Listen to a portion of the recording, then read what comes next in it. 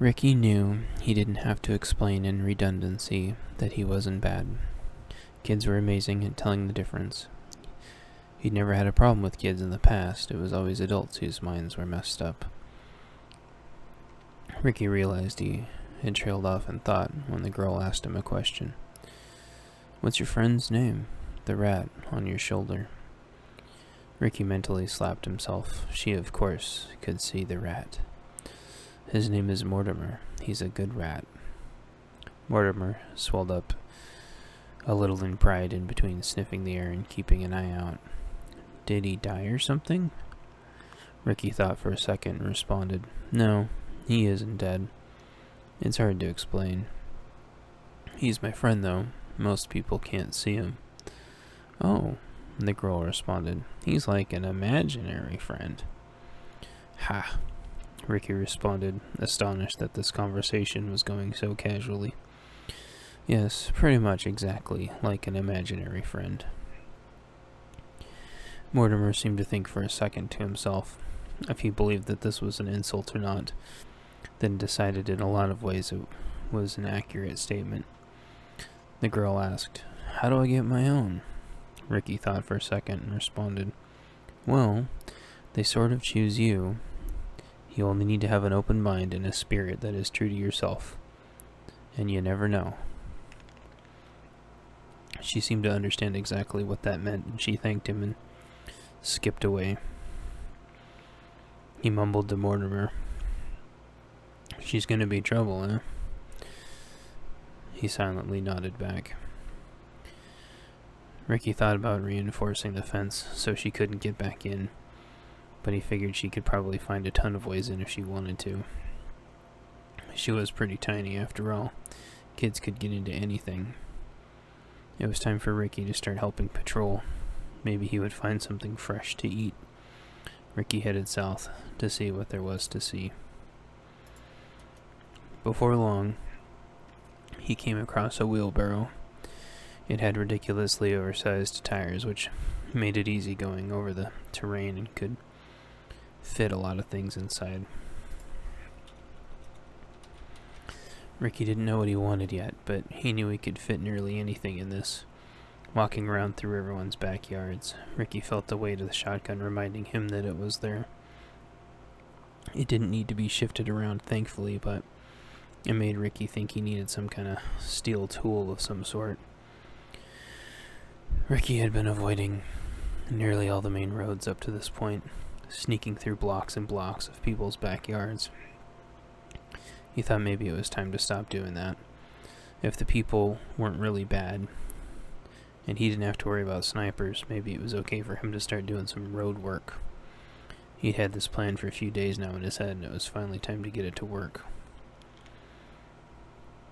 There were tons of cars everywhere, and they were all already opened up and drained of their fuel. Ricky didn't mind this. He rolled up with his rolling cart and looked through each car. They were all well rotted out from multiple years of being exposed. He didn't mind, though. For his purpose, it was okay. From his observations of the neighborhood, it hadn't looked like many battles were fought here. A lot of people simply got up and left nearly all their belongings. Their belongings were all stripped out along with the fuel, and it all sat. There were few fruits and vegetables because of the genetically modified ordinances that had passed, so there really wasn't much to scavenge or live off of. Ricky's only hope was to find some tools that hadn't been scavenged already, and try to find the few fruits and vegetables. He was sure that some were left, and that had been self-reproducing. People hadn't turned in all their food plants when they were supposed to switch over to GM foods. The GM foods were supposed to grow better in cities and produce more, but you had to fully repurchase every year or subscribe to a ludicrously expensive license. People had done some preparations, though. Hidden things like potatoes and onions under the ground, apples, pears, and cherries that had been the next to be replaced with genetically modified variants. The lobbyists had finally got their way for that final push, but then the collapse happened. Ricky had been seeing it referenced in newspapers, and he would find discarded and read some of the articles before he turned the paper into his nest in the sewers of the city.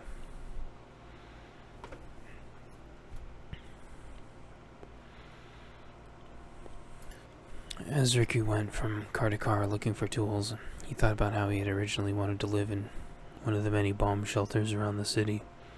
They were unmarked, and nobody even knew they were bomb shelters anymore, but the shelters usually had some other stuff in them.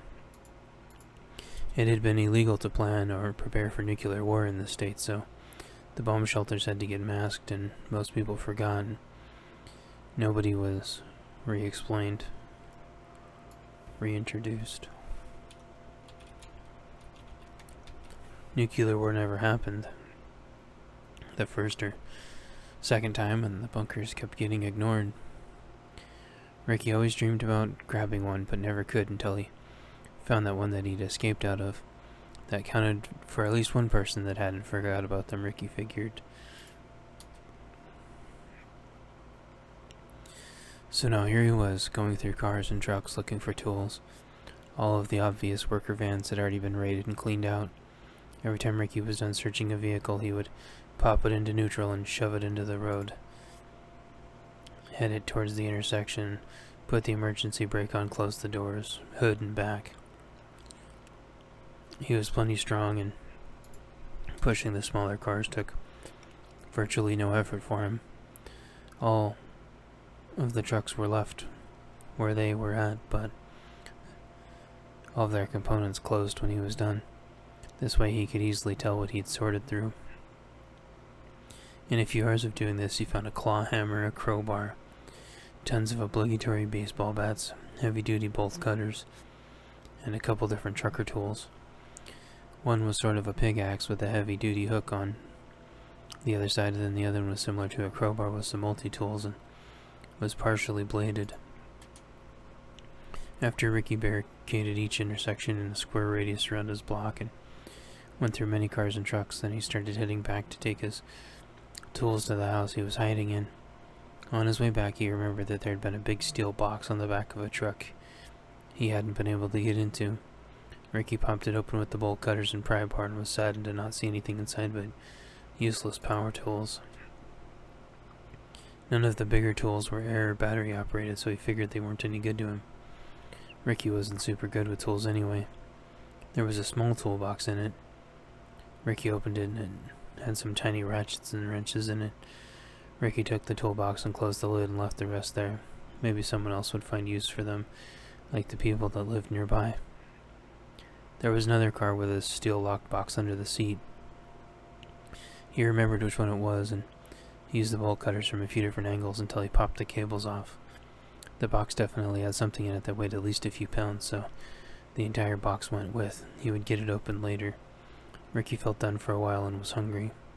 Careful not to leave a huge trail back, Ricky took a path back to his spot. Went through varieties of ground cover before ducking through some trees. He opened a back gate and got his wheelbarrow of tools through, then put it under some cover so it couldn't fill up with water. The rain started coming down a little harder, and Ricky appreciated that he was done and could take a break. Ricky sat down in some lawn furniture that had been shielded from the elements and took out his hammer and crowbar and the lockbox he recovered. Ricky initially planned on slamming it open with the hammer and crowbar, but decided not to, as everyone for miles would be able to hear that he had found something. Instead, he dug through his tools and found a flathead screwdriver. Normally under the car seat, this box would be nearly impenetrable. However, out in the open, Ricky got into it fairly easy by applying pressure at the right points. Without hardly a noise, the box opened, and inside lay a .380 pocket pistol with several mags. The pistol model was very popular before the collapse, especially with the ladies. He wondered to himself why the owner hadn't taken it. Surely wherever they ended up, it probably was a very regrettable situation to leave it. Ricky popped the mag out and racked the slide, and a round flew out and off somewhere. Ricky inspected it closer now that it was cleared, and it was the second model in the series and had all the updates. The slide release worked like it was supposed to. The slide had a mag catch. Held the slide open on an empty mag. Ricky looked at it some more and The mag release worked well and had a laser sight that seemed to hold its charge really well.